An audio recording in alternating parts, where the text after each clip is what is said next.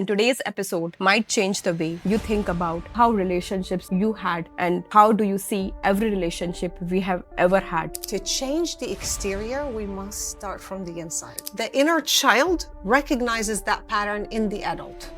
So we fall in love or attach or go into relationships with adults who aren't always available for us. Why are we destroying the people we love the most? So we think we choose what is good for us, but we are actually not choosing what's good for us. Why that is crucial when someone wants to work on their inner child. Again, we are not a machine. It's not, I want to make this very clear, it's not a one-time fix and we're done. So you'll always find in relationships, when there is a partner who's withholding attention and is not available, these people who are choosing for this relationship are from neglect. So neglected inner children seek attention, those partners that are withholding. Every time I'm in a relationship, this happens. I keep falling for the same situation over and over. Most people think they choose their partner with love, attraction, choice, or timing. But what if I told you that it's not the adult inside you that's choosing your partner, but it's your younger self that's choosing all along, and you're not aware about it? So today, if you can see it, even you cannot unsee it. Today we are talking about something that quietly shapes our relationships, our heartbreaks, and how we choose along in our life. How your inner child is choosing your partner without asking for your permission. This channel is a space for deeper awareness, where real conversations transform how we love, live, and lead. And today's episode might change the way you think about how relationships you had and how do you see every relationship we have ever had in our life.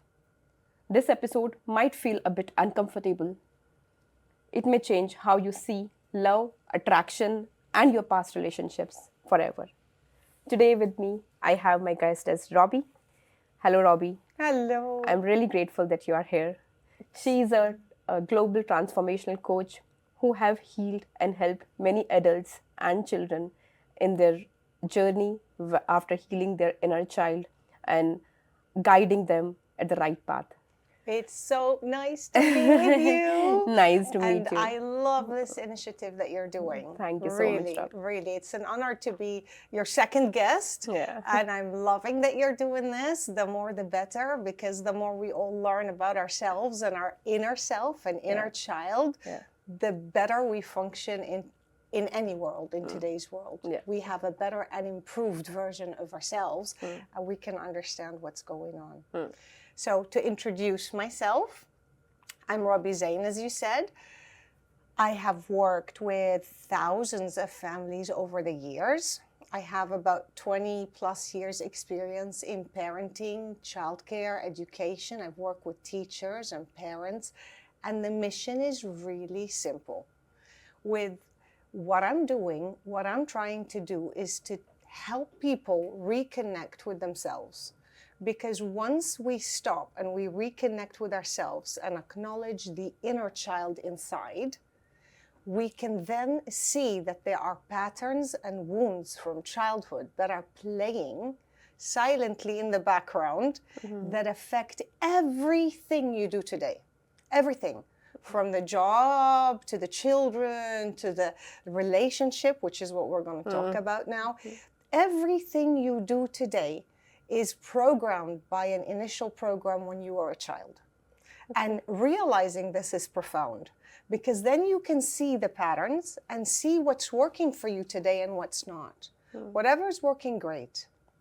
Whatever is not working, well, guess what? We can go back, see it, acknowledge it, and after you acknowledge the situation or the pattern, you upgrade your program and you move forward. Yeah.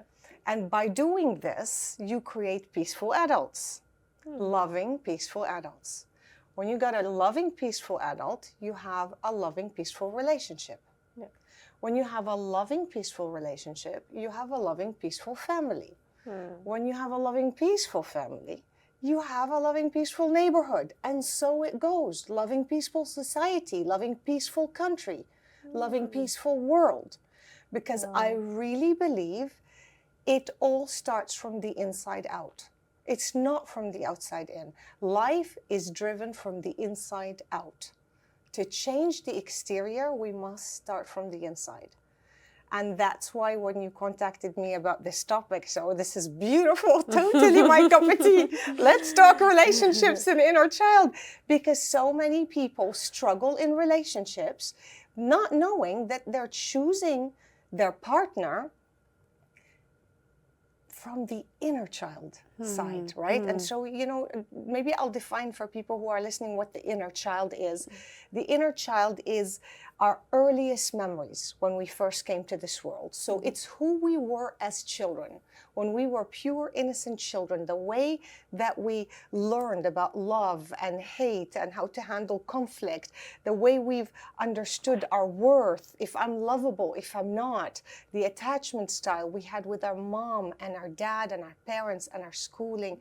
This is our inner child. What happened to that child back then is still inside of you. You may remember it and you may not. It might be subconscious, it might be, we remember some. Of course, early years you will never remember, but they're still active. Because guess what? You're still that child. You're just in grown-up form. It's not that that child doesn't exist. But like, if I don't have my childhood memories, still those memories are there inside me. Yes. So basically, say when you were a child, let's say an example, and you've had a difficult childhood in the sense of you never saw your parents, right? They were always working. Double income parents, always working. You were raised by strangers. You always were fighting for their attention. Whenever they're home, you want to see them. You went from daycare to school to school. Constantly, you are seeking a connection with your mom and dad. That means you were an unseen child. That's the term for it. And so what happens when you become a grown-up, that stays with you in everything you do. You want to be seen. It's there. You may change your behavior. It's there, but there is a deep wound inside of not being seen as a child and having that connection. And to bring it further into this podcast of what you're talking about, unseen children usually end up with partners who do not want to commit, or are not always there, or are not available emotionally, are disconnected and further. And then these people ask, well, but how is that possible? Why would I choose for that? You don't choose for that. Your inner child is what drove you. We don't choose partners that are good for us. We choose partners that are familiar to us. You see, that's a huge difference. We never choose a partner based on, let me calculate this logically from an adult mind. This is okay, this adds up. Okay, yes, this looks like it would work for me. It never is. There is an attraction that happens based on a memory that's subconsciously inside of us, and it's based on the familiar. So if that guy that I just met, or that woman that this guy just met, feels very familiar, something from his childhood is playing right there. That familiarity is what makes the attraction go further. And then the person, there's the inner voice is, I know this. This is the subconscious, right? There's no memory, but the inner child is familiar with that. And if we haven't healed that inner child, and if we haven't learned to let go of that old wound and heal it ourselves, it's still looking to be healed. So it's still chasing after that man who is not really available emotionally or mentally or physically, not really wanting to commit, because the inner child wants to resolve this. Now I can finally be seen. Okay. You see? So, Robbie, what you are saying is, if I take an example of mine, Yeah. I still have inner child of mine still inside me. That's the younger side of me, who still has all the memory of my needs, joys, fears from the childhood. Yeah. And it's that inner child who is selecting my partner. Like, like it depends on how my childhood was. Yeah. And then my inner child looks for the familiarity from my childhood in a partner, and that I feels like that's an attraction for me. That's correct. So that's what you are saying. That's correct. Wow. That's correct. In fact, I can, I wrote something here because I wrote a few things. I can jump to this one just to show you how strong that is. I go over and then we go back to what you're saying. Yeah, Look, sure. Neglected inner child. Yeah. These are children who are neglected in childhood. Okay. The majority of them, they grow up to seek attention with partners who are withholding attention. So Okay. you'll always find in relationships when there is a partner who's withholding attention and is not available, these people who are choosing for this relationship are from neglect. So neglected inner children seek attention with those partners that are withholding. Rejected inner child, rejected is different. Yeah. That's totally rejected. They will seek attention or seek for a partner who is critical of them or Okay. superior. Okay. Right? So they will choose for relationships or be attracted to people who constantly either belittle them or make jokes about them or are superior to them. That's another example. It's the inner child screaming for help. Screaming for help. It's the inner child saying, this pattern has been with me since childhood. I can't anymore. I can't. I end up in these relationships over and over and over and over, and nobody sees me. And constantly it's seeking that. So when it recognizes a person or a partner who's repeating what happened to you in childhood, let's try again. This time if I try harder, I'm going to get it. But you keep choosing for the same. Yeah. And if you keep choosing for the same, you keep getting the same. To stop this cycle is to acknowledge that all of us have an inner child memory, a subconscious program that we need to look at and see those patterns and then address the patterns and move freely. When the patterns are addressed, that same person that I'm just telling you that's seeking attention now will be attracted to a completely different person. And when they see someone who is upholding emotions and attention and so on, it causes them, it's like, oof, what a headache. That's the last thing I need. Bye-bye, not interested. You see, rather than being attracted, they get exhausted by that personality. And you often will see it. There'd be one personality that's out there, making, putting on a show, and then there'll be a bunch of people who have all kind of issues with their self-esteem, really wanting the attention of that individual. Yeah. You can literally see it once you get used to understanding the inner child and the patterns. You can see it play in relationships. Parentified children, I don't know if you know the term. Parentified children are children who grow up too soon. Okay. Because either one of the parents was depressed or emotionally unwell, or on medication, or maybe the circumstances, a parent died, or there are so many siblings, they were expected to parent the other children.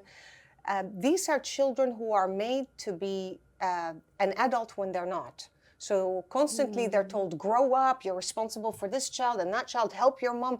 If you don't help me. So they learn that without helping and fixing and managing the situation, they don't deserve love. To achieve love, you need to be constantly keeping it together, resolving conflict, helping others, parenting, fixing, and rescuing others. Those kind of children always grow up, usually 95% of them grow up to find partners who need fixing or helping. Okay, partners who also need help and fixing. Okay, and they will, so basically in their lifelong, from childhood to adulthood, they will just keep helping before they are helping their parents. Exactly. Then their partners. Yes, that is the language they learned. This is how you love somebody, by being with someone who constantly needs rescuing and helping. This is how they did it when they were children, and this is how they got the love. So they're attracted to partners who need rescuing and helping. If they meet someone who is whole, perfect, and complete on their own, doing great with life and achieving everything, that's not interesting. And again, they're not choosing what's good for them. That would be good for them. They're choosing what is familiar to them. Wow. So we You think, see how big the impact yeah, so we is. think we choose what is good for us, but we are actually not choosing what's good for us. If you actually pay attention to both and you start healing inner childhood wounds, if you have any. Some people are very blessed and they had a wonderful childhood. Okay. Good for them. And they grow up and meet all kind of people. That's good for them. I'm talking about children, inner child.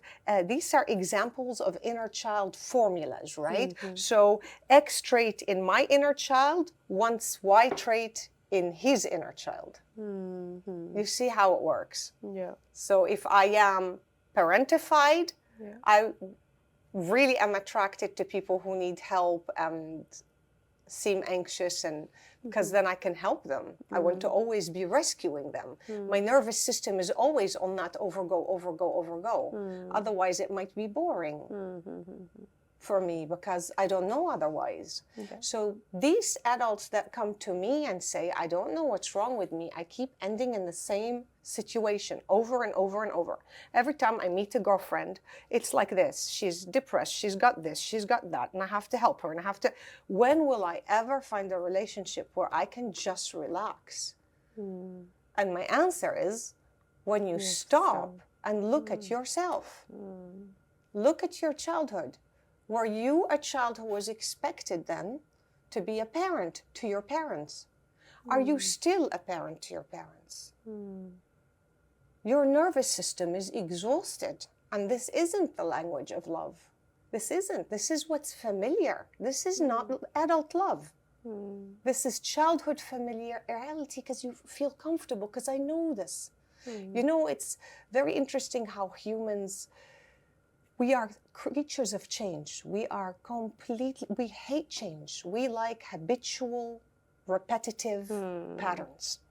Change is something It's not good for our nervous system. We don't like it. Yeah. So much that in stories where you see individuals who have lived a difficult, abusive life, they'd rather stay with the abuser than break free. They'd rather just stay with what they know. It is that embedded in us. We are creatures of habit that hate change. And when we realize this, and then we think, okay, let me go back to my childhood. Let me ask myself, let me remember, what was my situation like? How was I raised by my parents? Am I an unseen child? Am I an anxious child? Am I an abandoned child? Am I parentified in any way? This isn't to blame our parents, not at all. We are all victims of victims, and they couldn't have taught us anything they don't know. So this isn't to blame the parents. This is to stop and finally take the responsibility as an adult to parent ourselves the way we always wanted. To give ourselves the love we always wanted or yearned for. Why not? Why not? We were children in the care of these adults who wanted the best for us, but had limitations physically, emotionally, financially. They did the best they can, but that's a short period of time, children. And now we're going to be adults for 60, 70 years, more. Why not parent ourselves? Why should we be orphan children? Why not? We have the ability to do it. It's proven science. This is not fiction. Why not upgrade your program? When your phone upgrades, your computer upgrades, your car you take to the garage once a year. Everything can be upgraded and should be. So, but Robbie, like as you are mentioning, and as what I have understood from this conversation, that it's the inner child who is seeking for the familiarity, and we should upgrade ourselves to break that cycle of choosing the same person, same pattern again and again. With your parents, grandparents, kids, someone has to break that pattern. That's right. But when one person can identify that, this is the pattern, and how will he or she know that it's time? I love this question. The clients that come to me with this, usually the first sentence is, every time I'm in a relationship, this happens. I keep falling for the same situation over and over. I'm stuck. Every relationship, I end up being the savior. We were talking about the parentified child. Every relationship, I have to take care of my man because he's emotionally unstable, because he's got this need, because he's got this need. Who takes care of me? I'm exhausted. It's like I'm the mother and he's the child. And then we break up, and then I find another guy, and then it repeats. I want someone equal. That's when you know. That's when you know. When you repeat the pattern. Exactly. Exactly. And if the person is single, that's easy, because now we can talk about going back to childhood and doing this. If the person is currently in a relationship with that situation or pattern, it's harder, but it's profound, because you can break that cycle together with your partner and move forward.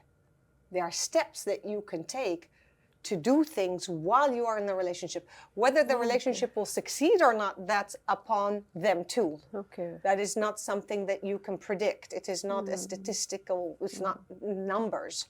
But there will be then this situation between the couple where he is saying, I can't be your savior anymore. You have to take care of yourself.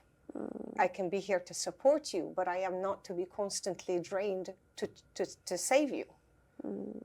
There's self-love, and there's care, and there's boundaries. I have healthy boundaries now. It is not my responsibility to run around making sure that everyone around me is emotionally sane. That is not sustainable. One day there'll be kids. What about the kids? This is not sustainable. So if you fall hard, I'm here for you, but I am not your emotional crutch. You will have to work on your emotional situation and on your childhood wound from that childhood, what I just said, the framework, the what happened to you as a child, and heal from that. And so you've got beautiful, I've dealt with so many beautiful situations where you see the two couples then, ta-da! Because one realized it, and then the other one went with it. But there are times when, of course, the other person's like, no, it's not me, it's you. And you know that story too. And okay, so be it. Then this person has the choice to continue or move on. Interesting, right? Very interesting. Actually, very interesting. And I'm telling you, it's a beautiful thing. It's actually a new perspective of looking into the relationship. That you don't need to heal actually your partner or your relationship. You need to first heal yourself. Absolutely. And do you know how simple it is? Shall I tell you how simple it is? Yeah. Because I'm sure this is one of your questions there too. Yeah. It's so simple. So say I'm in a relationship with this man who is parentified. I'm just going to use that one as an example. There are lots of others, but let's stick with that one since we went with it. Say my boyfriend or my husband or my partner is parentified. Yeah. He constantly is seeking to fix and help me all the time. Yeah. This also works. This is also very hard for him because his nervous system is constantly on alert, thinking, what can I do to help her? What can I do to do whatever? I might not need help at all. Maybe I'm fine. Okay, so this example, I am fine. I don't need anything today, but tomorrow I have a full day of podcasting. I'm busy. I'm doing all kind of work. He's constantly under stress. At dinner, you can feel the energy. Yeah. He's constantly looking around to dishwasher, organize, what can I do for you to make you comfortable? What you can do for me is to calm down and regulate your energy. I'm fine. I'm fine. You need to calm down. You're actually bringing me anxiety by acting like that. So then what a petrified boyfriend would then most likely respond with, but I'm really worried. I'm really worried because if I'm not here for you right now and I don't do everything the way you want me to do it, I'm going to hear from you. I'm going to hear from you. You're going to come back after that busy day and you're going to tell me this I did wrong, that I did wrong, this I did wrong. I don't want to do wrong things. I don't want to lose you. I want to be, this is the inner dialogue. They're really worried that they are not doing what they should be doing because the harder they try, the more guaranteed they are that this relationship will stay. Meanwhile, it's backfiring on me because I didn't have that upbringing. So what happens then in a situation like that, I would then tell my parentified boyfriend, this is an inner child situation. You're dealing from your childhood. Just a reminder that this is how it was with your mom and dad. You were expected every time your mom had a complete mental breakdown to handle the whole situation, to stand above it, to hold the household. You are now an adult. You're not a child. This is a different situation. I am fine. You are safe. Right now, I'm going to focus on my work for tomorrow. Go take care of yourself. I will take care of myself. Please go upstairs, go to your room, go to your whatever. You take distance. Why that is crucial when someone wants to work on their inner child, to take distance, is because you stop relying on others as a crutch, as an emotional crutch. Now he's going to be alone upstairs in the second bedroom or whatever, or maybe downstairs with a newspaper, feeling this anxiety. What to do in that moment is crucial, because this is an inner child having almost a panic based on a childhood pattern. What to do? It's this simple. He is to speak out loud if he can. If he doesn't, just say it in your mind and write it down. The words are, I am not a child anymore. I am an adult now. It is not my responsibility to carry the emotional well-being of my partner. She is an adult. It is nighttime right now. I am tired. I give myself permission to relax and act like an adult. If she needs me, she knows where to find me. She's asked me to step away. Maybe she didn't. Maybe this is a different way. But in this scenario, it is not my responsibility. And if you have a partner who is, this is an easy scenario, right? Because I'm saying I am fine.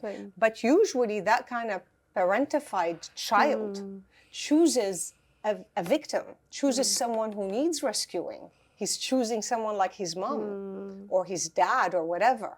So usually it's more complicated than that, because then she is going to be pulling. So he actually he needs to realize this and then remove himself from the situation. Go for a walk, go to a friend, go to the garden, just step outside, get away from the situation, because she's going to keep wanting you as an emotional crutch, which is what your parent did. So you say, I love you, I care for you, I'm here for you, I'll always support you. I'm going to go away now for a little bit. I need to work on myself and calm down. I'll be back. And you step away. It's that simple. The nervous system and rewriting these inner child patterns it's very simple. You're talking to a little child. Then he steps out in the garden. I am an adult. I am not a child. This is not my childhood. It is not my responsibility to carry this emotional burden that doesn't belong to me. It belongs to her and her childhood. I give myself permission to relax and breathe. All is well. We're going to change this pattern. This dialogue, just this line, is already enough for the nervous system to reset. Okay. And I usually combine it with breathing exercises. Always I combine it with breathing exercises. Breathing exercises are so, they're not so spoken of, and people think, it's just nothing. It is actually really something. Really something.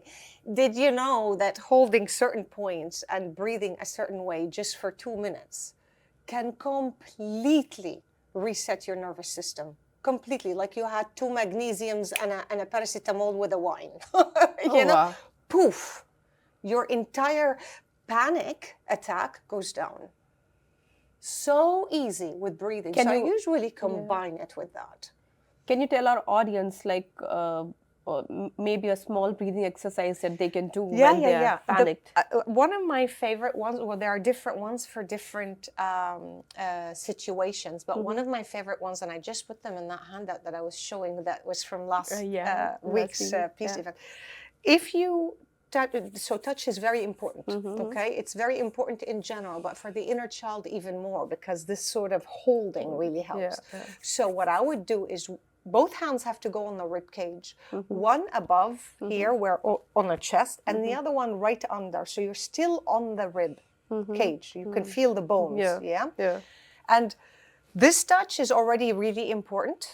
So, and then now we're going to start the breathing. And the breathing goes in with counting in minimum 4 counts. Usually I stick with 4. And the exhaling has to always be 6 to 8 counts. So exhale is longer, inhale is shorter. And now your attention is fully focused on breathing and holding. Yeah. There's no space to that inner voice. There's not. No. We're going to now really take it. So we do this, and then we start. So we're counting in 1, 2, 3, 4. I hold it for a sec, and then I'm going to exhale 1, 2, 3, 4, 5, 6, 7, 8. Again, I go the counting 4, hold a sec, release 8. Some people prefer release 6 because they cannot go so far. Still 8, But 8 is better, but 6 is fine. Yeah. And you do this for 1 to 2 minutes. Okay. It is literally impossible for your nervous system after that to continue what was going on. You can't. This is, again, these are not theories. These are like scientifically proven methods.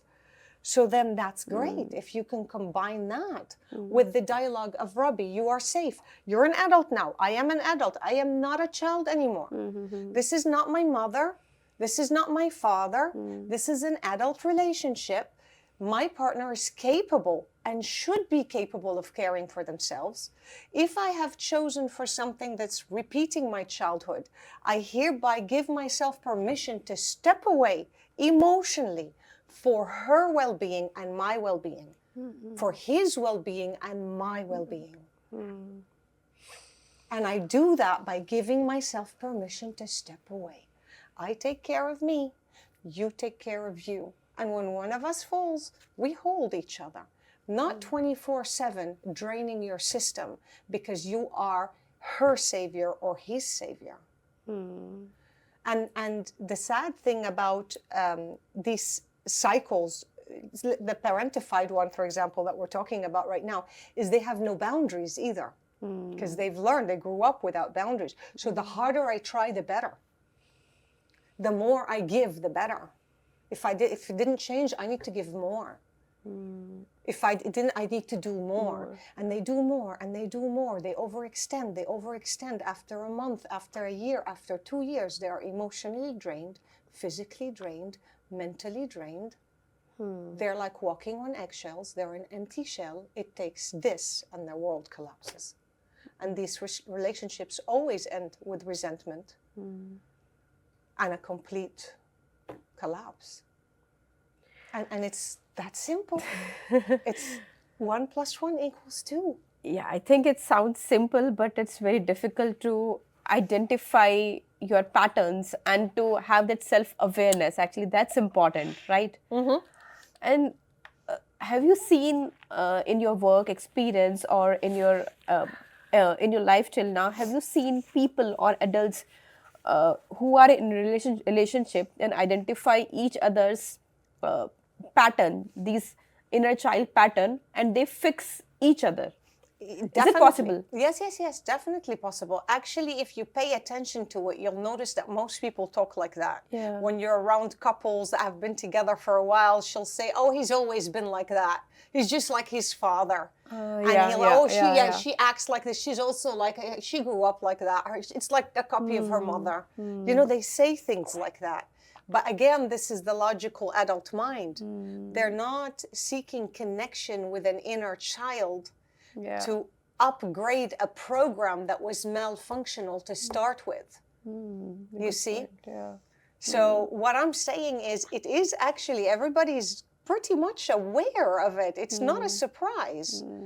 But when you stop and think about it and really feel and connect with it, you realize so much more.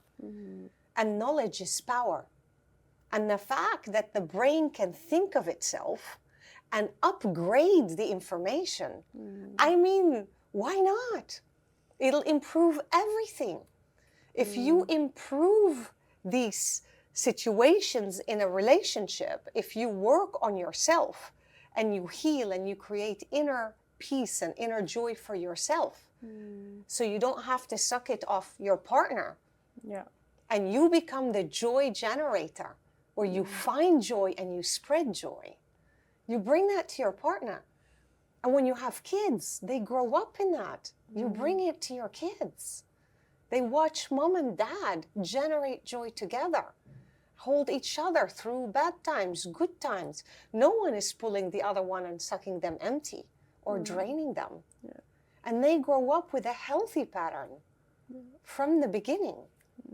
And then all of life and its challenges become easier because we are operating from an upgraded version of who we are, from a whole and peaceful and joyful space, which is what we are meant to be as humans. This is who we are. I believe we are creatures of joy and love. I don't believe anyone is born evil. No one is born angry and hates everybody and wants to destroy the world. Like, we are all beautiful, loving creatures. We grow up and we endure so much pain, and emotional trauma. And the sad thing is, most of it was unintended. Most parents don't wake up making lists of how do I destroy my child's life today. Nobody does that. Most schools don't do that. Most educators don't do that. They do what they think is best. And what I'm trying to get people to realize is, stop for a second doing what you think is best and look at yourself. Look at yourself. Before you analyze the world around you and all the behaviors around you and fix things around you and check the schools around you and check, let's look at you first. Let's start with you. We first look at us. Am I functioning the way I should function? Are there things that I find myself regularly irritated by that don't irritate other people? Am I bothered when my little one starts screaming and crying? Why does my cousin think it's cute when her little one is crying and cradles them and kisses them? Why do I have a panic attack? Is my reaction helping me and the people around me?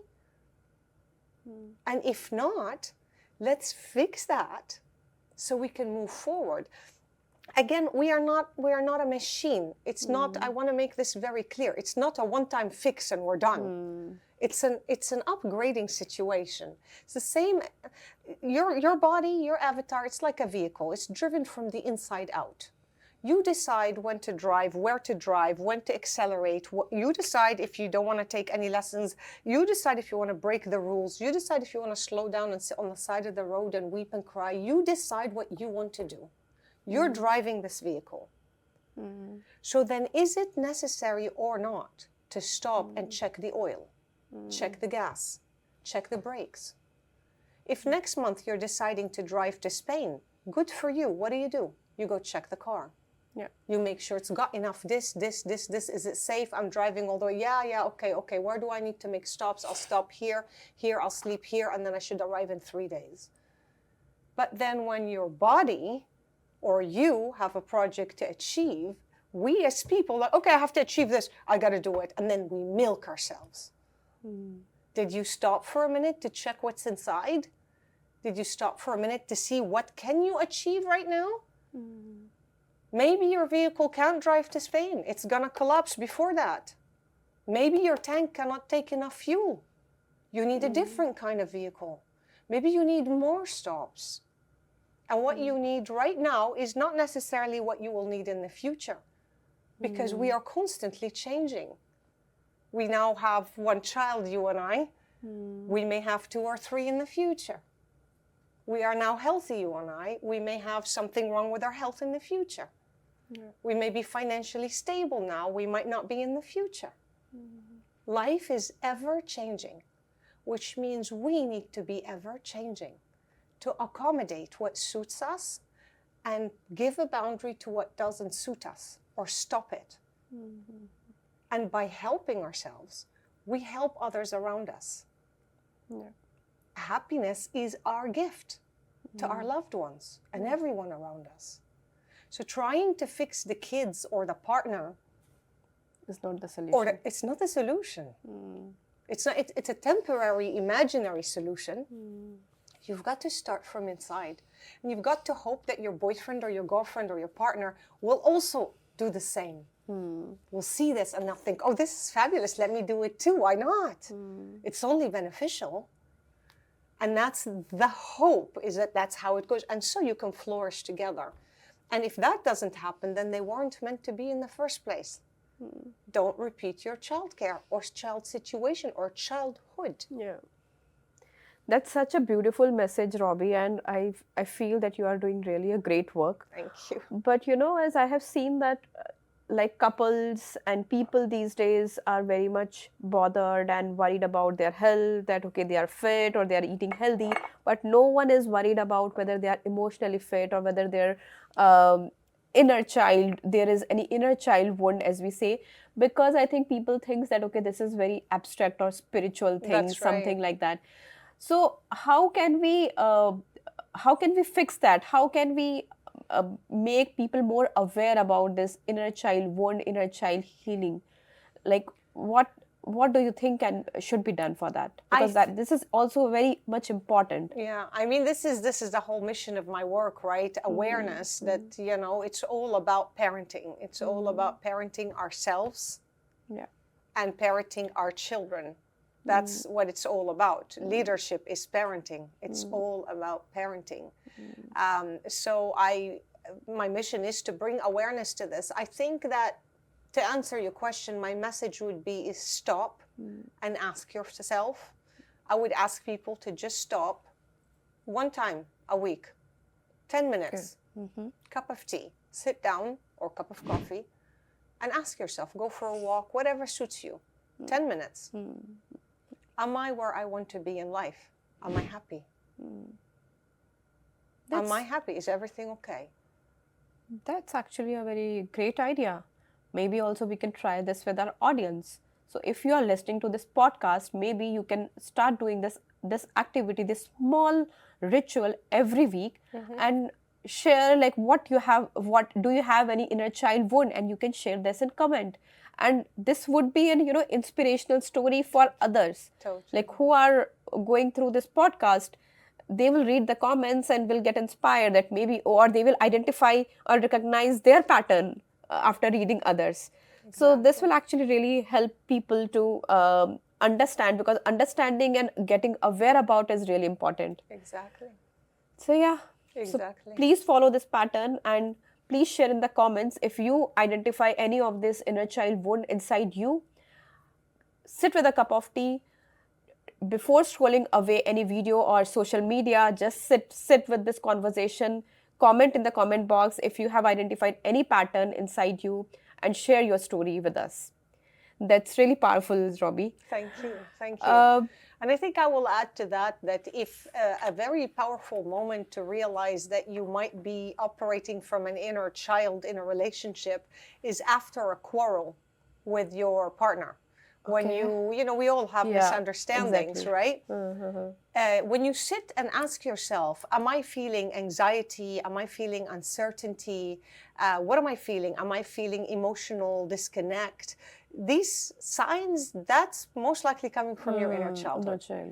Because this should not be the adult self in a relationship. I should be able to have a healthy argument with my partner and my boyfriend and be upset and sit after and think, how could I have done it better? How can we understand each other a little bit better? How can I have said it differently? I wonder if he understood me. Maybe I shall mention that, because I think that would help us get even closer this is the dialogue that needs to be happening in my mind after a quarrel. How can we improve the situation to get somewhere where he becomes more aware and I become more aware and we pull each other up and we strengthen who we are? That should be the drive in the irritation of, we just had a quarrel. Not withdrawal, anxiety, uncertainty, feeling abandoned, feeling attacked, feeling belittled and criticized, if all of these are popping up, what's going on? Then this is a red light. Yeah. This is a saying, okay, there's something going on, because first and foremost, you should not be feeling criticized and belittled and degraded in an argument with a partner. Either you're feeling it because you used to live it and you're mistaken, or you chose someone who makes you feel that way, and he is belittling because he's repeating what was because you chose him because he's familiar. So it's one or the other. This is not a healthy argument. Yeah. So these are moments that if you are in a relationship, this is a moment I would ask myself, is this coming from the adult me, or is this coming from the child? How old is this feeling? How old is this emotion? And also this also applies to parenting, when you scream on your kid or when you... Absolutely. Yeah. Absolutely.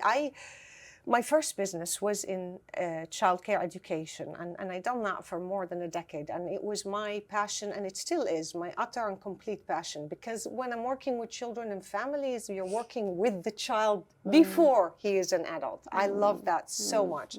While you work with the parents on inner child, but my own clients that I had that you just watched in childcare, there's theory and there's reality when you see it every day. And there were clients who, like you said, will explode at a child, right? And then there are clients who can handle anything. And what bothers one doesn't bother the other. And when you speak this language, well, me with my mind, I'm constantly analyzing. I see it happen. It's like, oh, there, this is child, this is... So I am able... Thankfully, I love that I have the ability to approach then the parent and say, let's look at this differently. Come, let's go sit down. Let's make an appointment. Let's talk about you. Let's talk about the child. And let's talk about how we can improve the situation and make it easier for all of you. And then I find a way to explain that we're going to look at you in order to... Because most parents, that's what they want to do. They want to fix the child. They want to fix the child. Well, guess what? The child is a product of who you are. You know, fix the child. Let's look at the factory, okay? It is what it is. It's a fact. I have a question here. Is what you are explaining is same as gentle parenting? Gentle parenting is beautiful with boundaries. Yeah. All styles of parenting are beautiful, actually. I'm not against one or the other, because people have different personalities. Yeah. So a family, it's not a machine, it's an ecosystem. Yeah. You have a father figure, you have a mother figure, you have siblings. Your order in the birth in the family plays a huge role in your personality. If you're the first child, if you're the second child, middle child, or younger child. These are stereotype personalities that form as you grow up as well. That should be for another episode. I won't go into that. But this ecosystem can have whatever parenting style that suits the parents best. That's the key. The key is that both parents feel good about it, feel regulated about it, and use it and approach it lovingly. And then it works. Yeah. The bad thing is when they choose a system that every bit in them doesn't work like, or one parent wants that, the other one doesn't want that. And then we have the quarrel and the stress. Well, that little, the grass won't survive between two elephants fighting.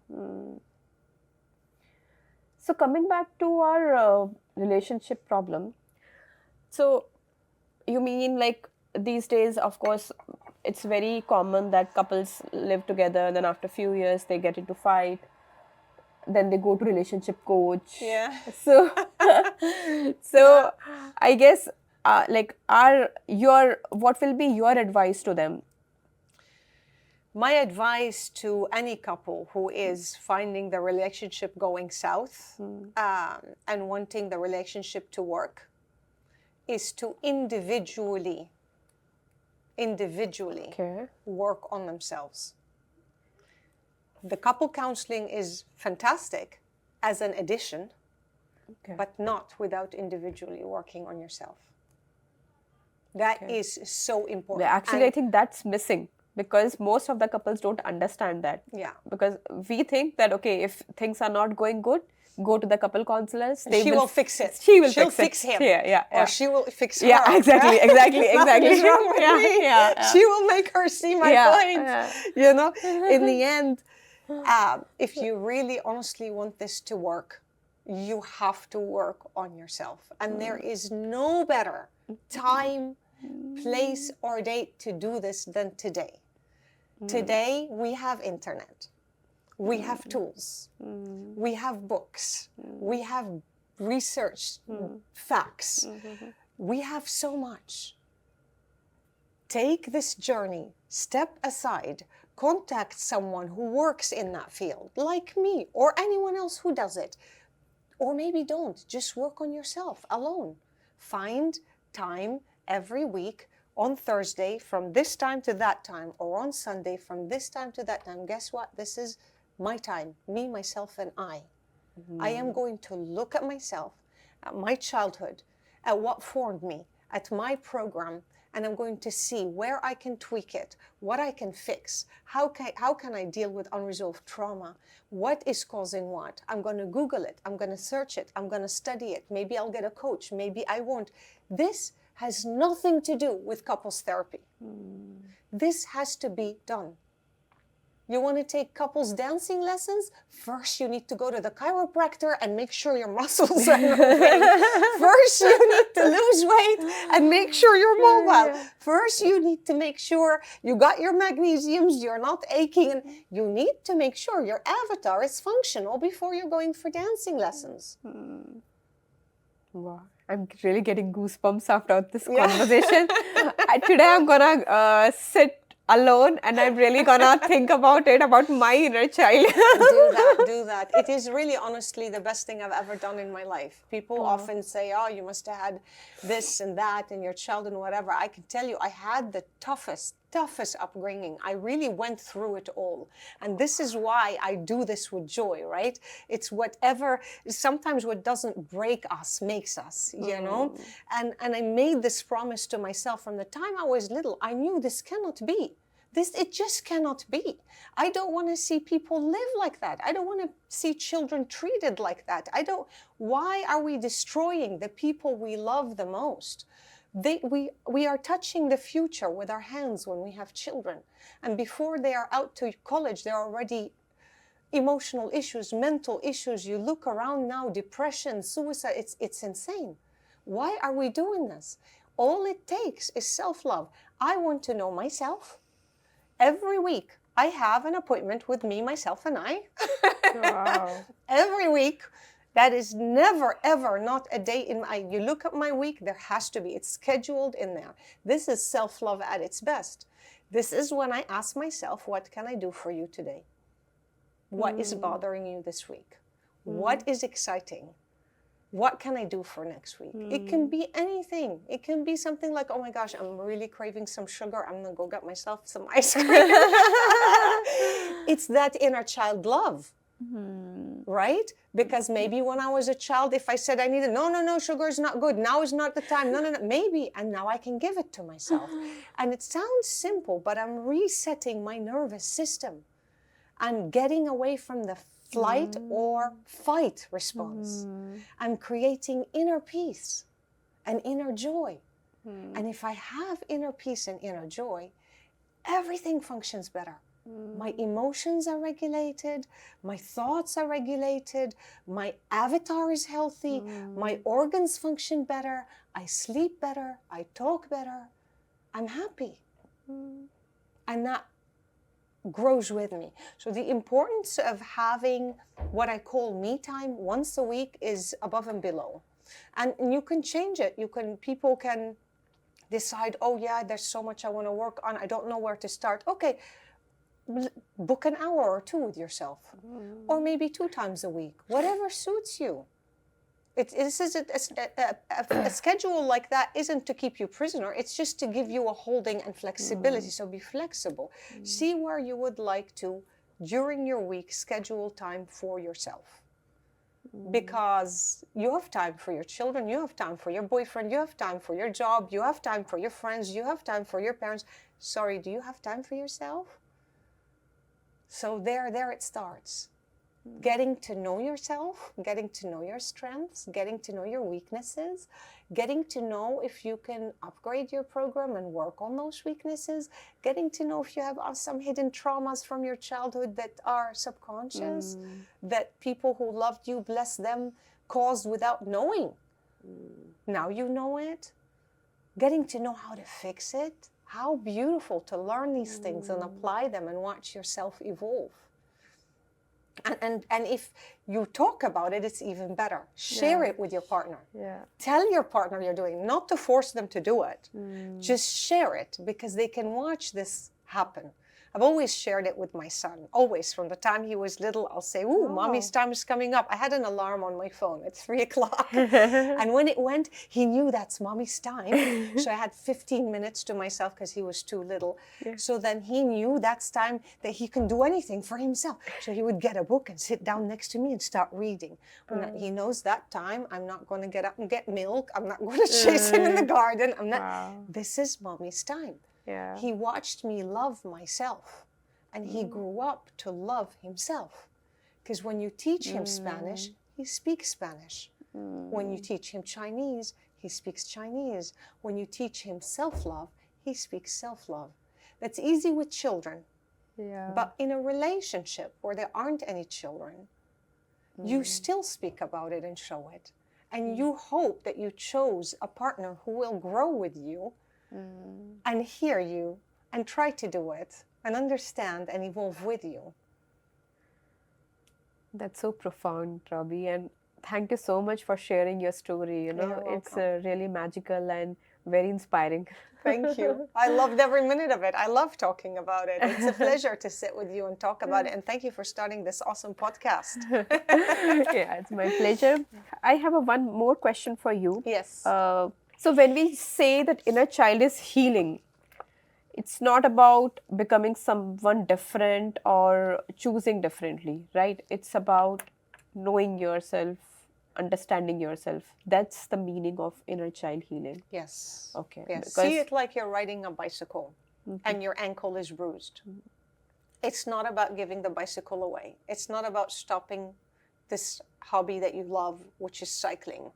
It's about looking at your ankle, finding out which cream will soothe it, soaking it in some salt water, maybe seeing someone to check the ankle, if it's an external coach, healing it so you can bike better and enjoy your hobby further.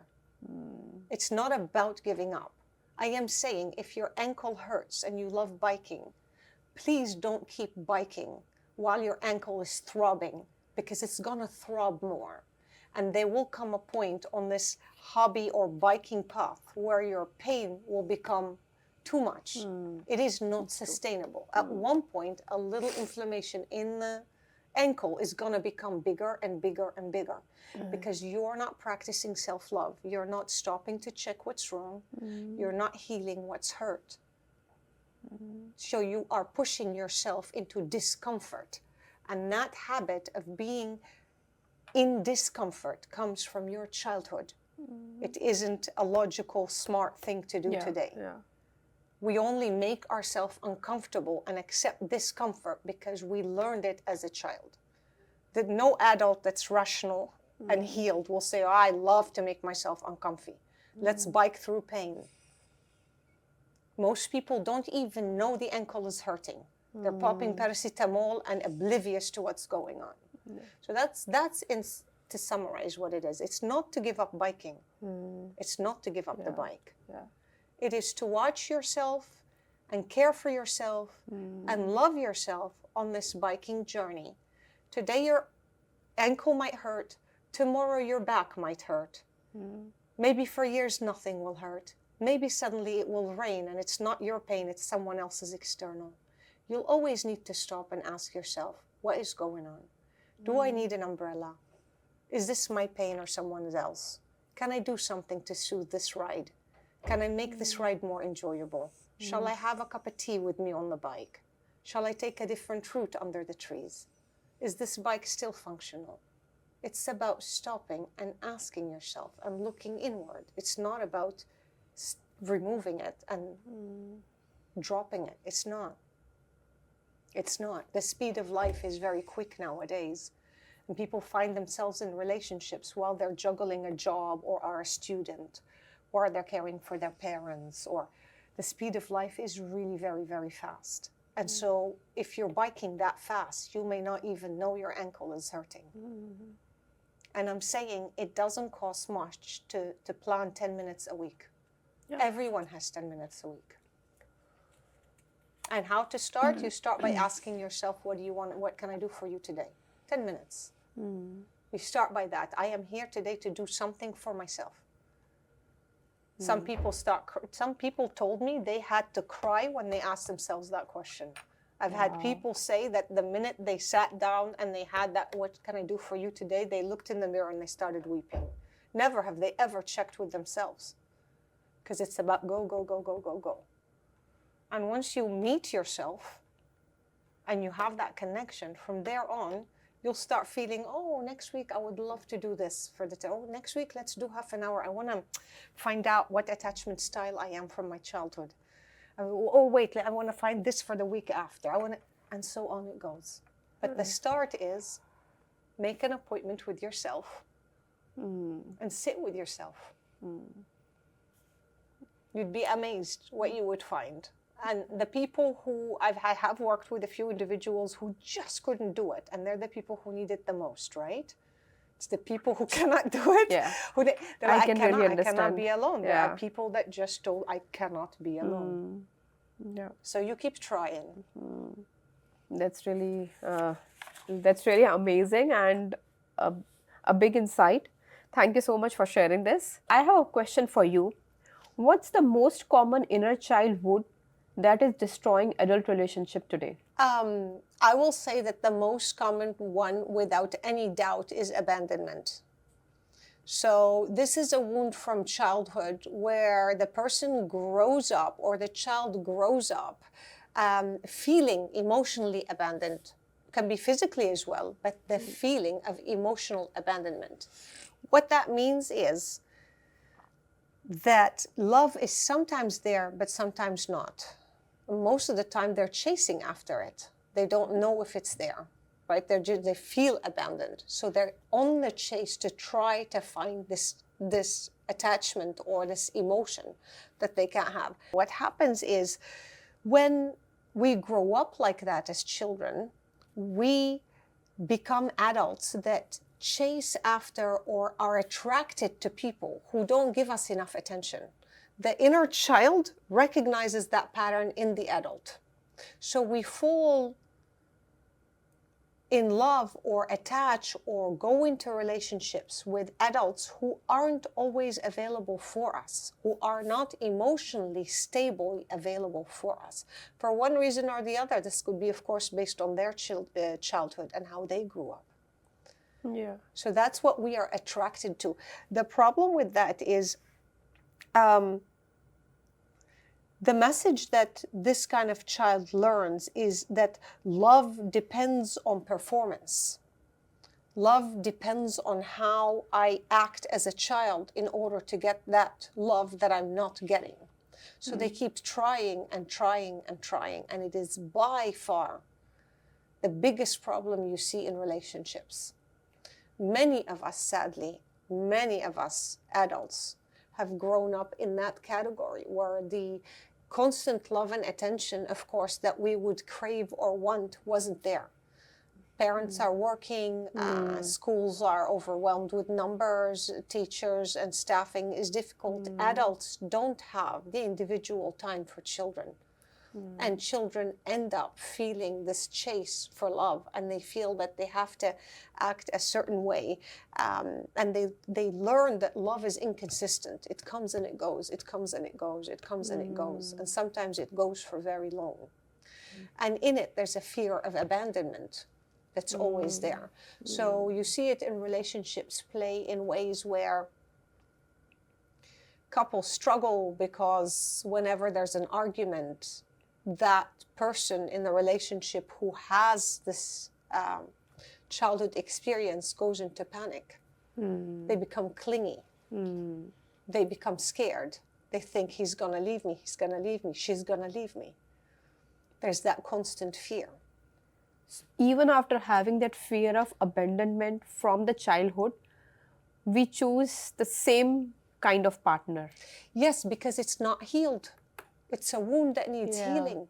So that inner child, when your subconscious inner child sees that pattern or that behavior in an adult and sees the familiar, it's a Familiarity, which is safe. Safety is familiar, right? Even though it's bad for you, that's what I said earlier in our podcast together.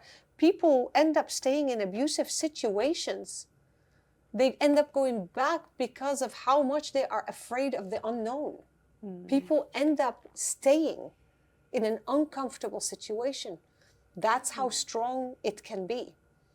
So the child, the inner child that is wounded inside of us, that hasn't healed, recognizes this in a partner somewhere or meeting people, and they're attracted to that because, hey, I know that. That's familiar. And you fall for this. This is, like I said, you don't choose for the partner that's good for you. You choose for the partner that's familiar to you. That's what they call chemistry between two. And if that wound from childhood is not healed, that inner child is chasing after fixing it. Finally, he will give it to me. Because the one who will give it to you, who is acting differently, you're not attracted to. Because that inner child doesn't even recognize that. What's that? Doesn't even recognize it. Wow. I've had a client who told me for the first time in her life, after we did all this and worked through it and whatever, she said for the first time in her life, she went on a date that was brilliant. It was boring. It was boring that she found love. Because she never knew that. She's like, love to me was drama and chase and fear and breakdown. It was boring. And because she entered the boring for the first time, she doesn't even know it. She was able to be present. And here's this man who embodied peace and who saw her for who she is, who listened and who was present. And they're still together now, forward 8 years later. She calls it the best relationship of her life. She never knew love can be that peaceful. The first date was boring because she was not on that flight and fight. You see? Thank you so much, Robbie, for sharing this insight. I really echo with it that, of course, if you have chaos in your childhood, then silence and peace could be really boring for you. And same goes for all the different aspects of life. Thank you, Robbie, for sharing your insight. A pleasure. Subscribe for these kind of conversations more, where we have deeper conversations to help you transform your life to live, love, and lead.